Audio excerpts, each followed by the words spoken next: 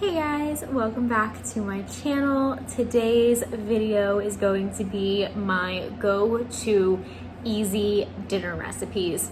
Just a few ingredients, super easy for busy weeknights, if you're coming home from work, if you're still going to work, after long clinicals or long days of class in college.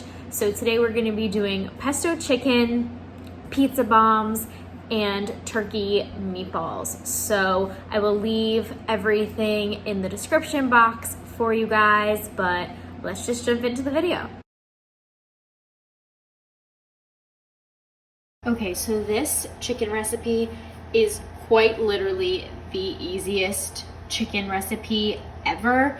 It's basically chicken Parmesan, but instead of tomato sauce, I use pesto sauce. So basically, I just use pesto sauce and mozzarella cheese, literally 3 ingredients, including the chicken, and then you literally just stick it straight in the oven. Usually I would use my silicone mat on my baking sheet, but I don't want the pesto to stain it. But this is just the pesto I am using. It's the Barilla pesto, which is just the one I usually get.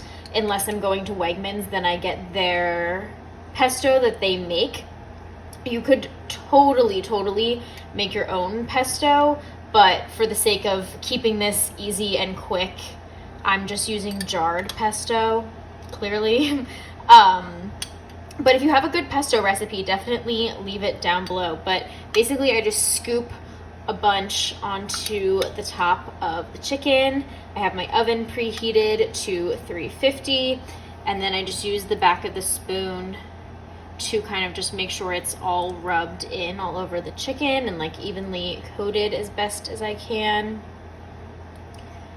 And you could use any type of cheese. I'm just using mozzarella because it's what I have and what I think goes best, but if you have cheddar, you could use cheddar, or like Parmesan even as well.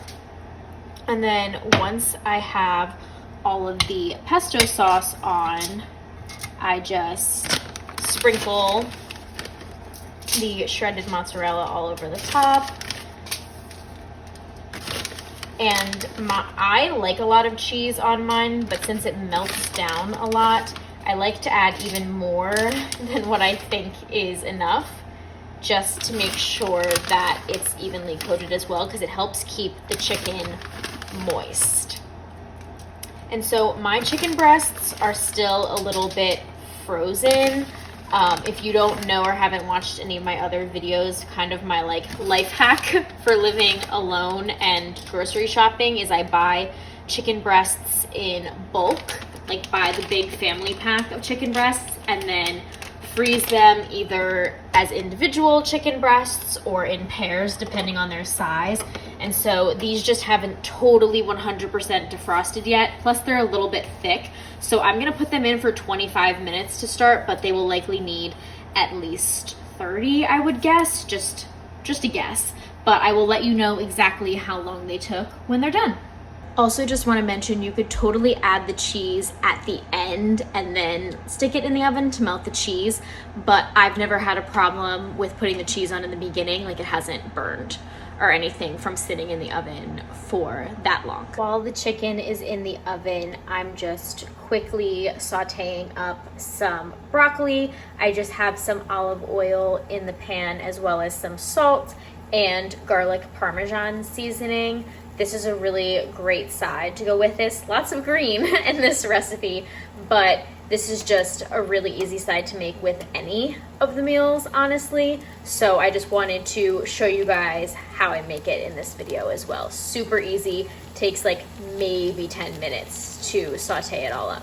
Okay, so these are the final product. I just cut them in half to make sure that they were cooked. Of course, they did take a full 30 minutes. And it's nice because the cheese just gets nice and golden brown on the edges, and I'm super excited to eat this tonight. Okay, I'm honestly not sure what to call these. I've always called them pizza bombs but you could totally stuff them with anything you wanted. It doesn't have to be pizza stuff, but I'm gonna stuff them with pizza stuff for the purpose of this video, so I guess we'll call them pizza bombs. Basically, what you'll need, please ignore my really badly painted nails, crescent rolls, any kind of crescent roll. These are just the plain ones that I could find. I always do 2 sets, so there's 16 rolls, and then just whatever sort of pizza sauce you usually use, and then you need 1 cheese stick for every 4 rolls. So because I'm doing, and these are string cheese, by the way, I'm doing 16, I have 4 cheese sticks. Basically, just preheat your oven to whatever it says on the crescent rolls. Mine says 375, so I'm getting my oven preheated to 375, and then you have to prepare a muffin tin however you normally prepare a muffin tin. I've never tried them with these silicone baking cups before, but we're gonna try them because they're usually easier to clean than just the actual tray. Obviously there are only 12 slots in here. I only have 1 muffin tin for some reason, but I'm actually gonna try and put the other 4 in the air fryer and see if that's a good option as well. I've never made them in the air fryer, but we'll try it. So yeah, grease your muffin tin, put baking cups in your muffin tin however you would normally prepare it, and then we're gonna cut each of these string cheese sticks into 4 pieces.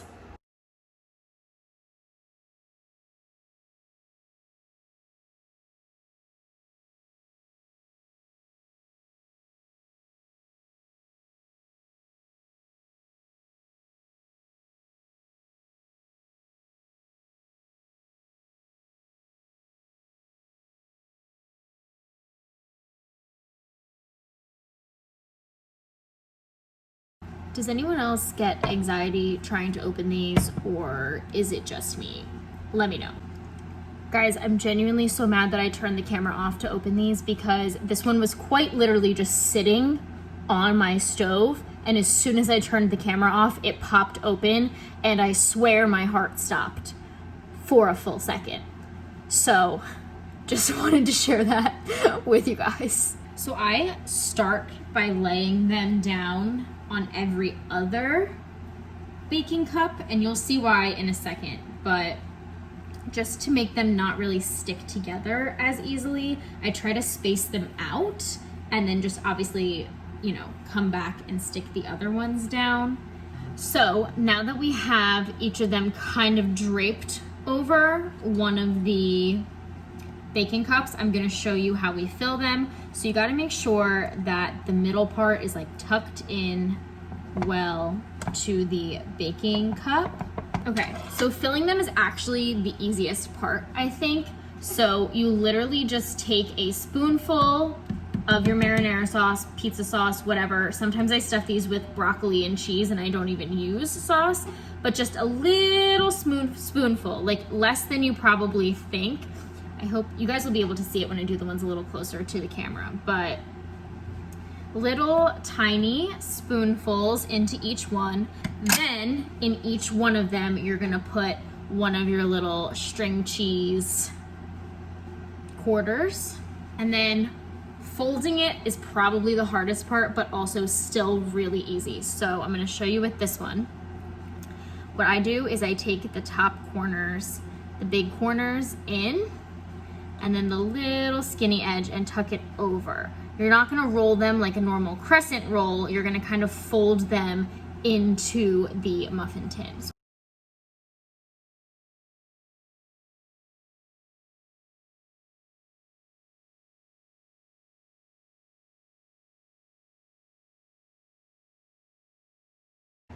Okay, so this is roughly what they should look like after you get them all folded up. I have my 4 separate folded ones over here. And the great part about these is since everything that's inside of them is already cooked, you basically just have to cook them long enough to get the dough baked. So I just follow the instructions on the tube. So mine says from between 9 to 12 minutes. Basically, however long it takes for the crescent dough to get brown and kind of flaky. In case you want to attempt these in the air fryer, I am just using the temperature and time suggested for just plain crescent rolls, just like I do with the oven. Like I said, this is my first attempt in the air fryer, so I don't know for sure if this is gonna work, but basically I did 330 for 6 minutes, but I think I'm gonna open it in a second and just take a look after like 2 or 3 minutes and kind of gauge from there. Okay, so these are the finished product of the ones out of the oven. These ended up taking 13 minutes just because I prefer for them to be definitely cooked. I'm gonna let them cool though because they are very, very hot, especially the sauce in the middle. And then I will cut one open for you guys to see. Okay, these are the ones out of the air fryer. They took 9 minutes at 330. They're definitely a little more done than the ones in the oven, but when I took them out at 6 minutes, they were basically raw still. They were a little golden brown, but like very undercooked. So somewhere between 6 and 9 minutes seems to be the move in the air fryer if you want to try them this way. Okay, I'm gonna try and cut one of these air fried ones open for you so you can see like how ooey and gooey the inside should be with the string cheese. Look at that cheese pull. Can you even see? I hope you can see. But yeah, these are so good. These are very hot, but so good, you guys. And you can seriously stuff these crescent rolls with anything you want. Like I said, I've done them with broccoli and cheese, like cheddar cheese before. It's not as like ooey gooey melty if you don't use string cheese, but you could totally do like broccoli and string cheese, whatever, and string cheese. But I feel like crescent rolls get slept on a little bit, and these are so, literally so easy to make, especially if you want to throw them in the air fryer. So one of my favorites for sure. Last but not least, we have turkey meatballs. Now these are basically just basic, you know, follows your basic meatball recipe, but I do add a few of my own little twists in. So you need to preheat your oven to 375, prepare a baking sheet or 2, depending on how many meatballs you want to make. I'm just using 1 pound of turkey, so that should be plenty. 1 baking sheet should be plenty. So yeah, your turkey, I use crumbled feta in mine. You'll need breadcrumbs, at least 1 egg, but I might use 2, some Parmesan cheese, and then whatever kind of seasoning you like. I like to use this Italian herb seasoning.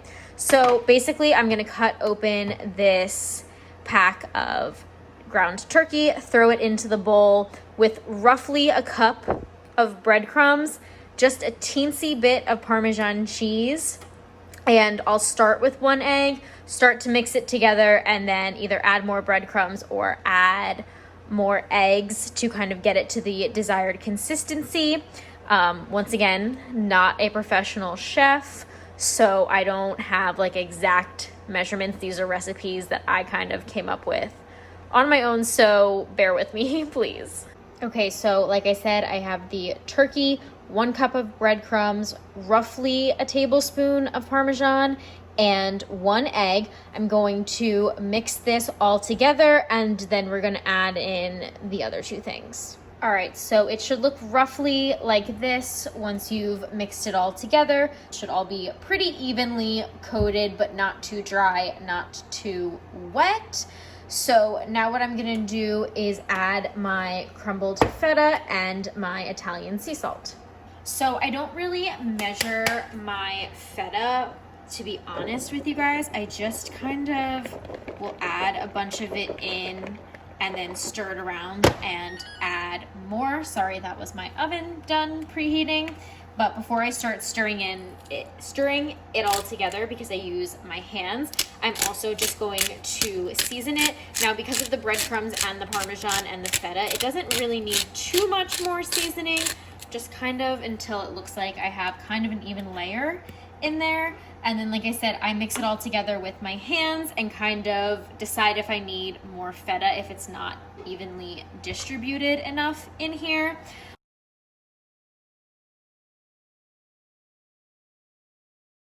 So yeah, I kind of knead it more than I mix it, I guess.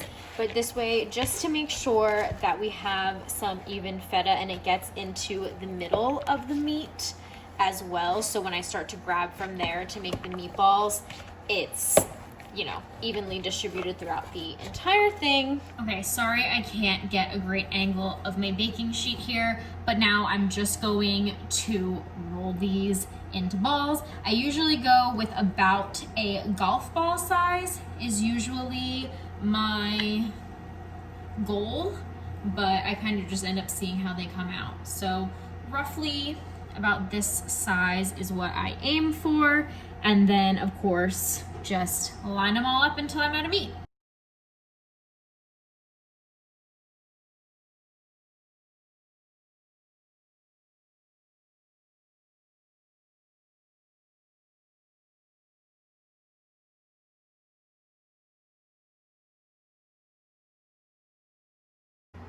Okay, so I ended up making 17 of them.